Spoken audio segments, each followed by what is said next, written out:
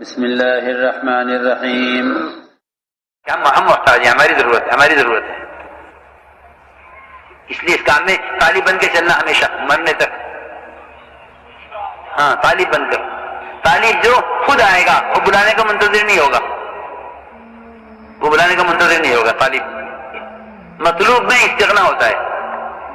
جس میں استغنا ہوگا اس کے مطالبے بھی ہوں گے. سنو، جس میں استغنا ہوگا اس کے مطالبے بھی ہوں گے. جی ہاں، معشوق کے مطالبے ہوتے ہیں. جی ہاں، کیونکہ مستغنی ہے. اور طالب محتاج ہوتا ہے. ٹھیک ہے جی، جو آپ کی شرط ہو ہمیں منظور ہے، آپ آئیے تو صحیح. ہاں،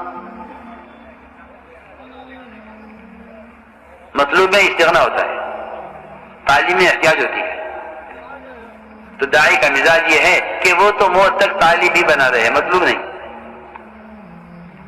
کیونکہ حدیث میں آتا ہے کہ مخلصین وہ ہیں کہ اگر گم ہو جائے تو کوئی ان کو تلاش نہ کرے، اور اگر مل جائے، موقع پر آ جائے تو کوئی ان کا تعارف نہ کرا دے، کوئی ان کی پرواہ نہ کرے.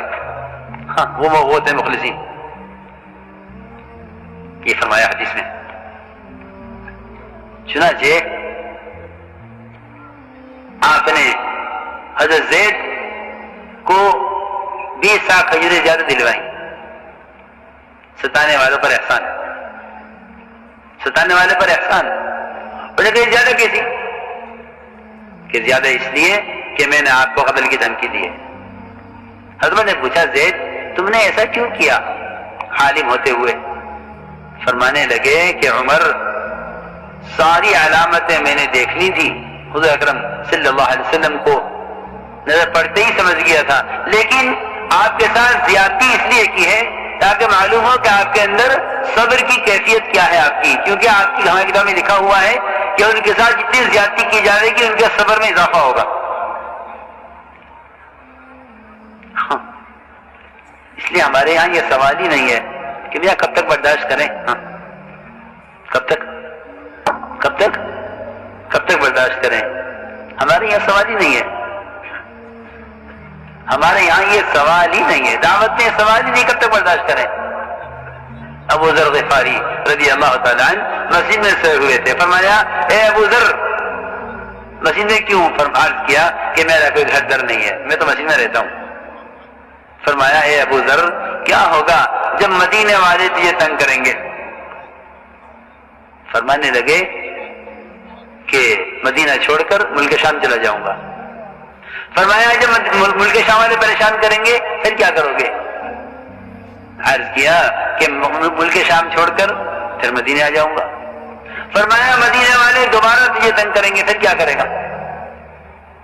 سوال پھر سوال کہ میرے صحابہ کا میرے بعد کتنا صبر کرنے کا ارادہ ہے. یہ سوال کا مقصد یہ تھا.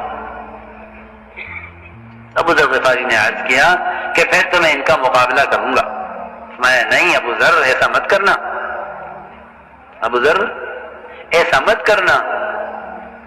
یہ فرمایا، اے ابو ذر، جہاں یہ ذمہ دار تمہیں تقاضوں پر بھیجے وہاں جاتے رہنا، اور جہاں تمہیں تمہارے ذمہ دار ساتھ لے کر جائیں ان کے ساتھ چلنا، یہاں تک کہ تم مجھ سے آ کر قیامت میں مل لینا. 2-4 سال کی بات نہیں. حتی تلقانی وانت علی ذالک، اس طرح فرمایا ہے ابو ذر رضی اللہ تعالیٰ عنہ سے کہ تم آ کر مجھ سے مل لینا. یہ ہے اس کام کا اسلوب کہ وسعت قلبی سے امت بنتی ہے، تنگ دلی سے فرقے بنتے ہیں. تنگ دلی سے فرقے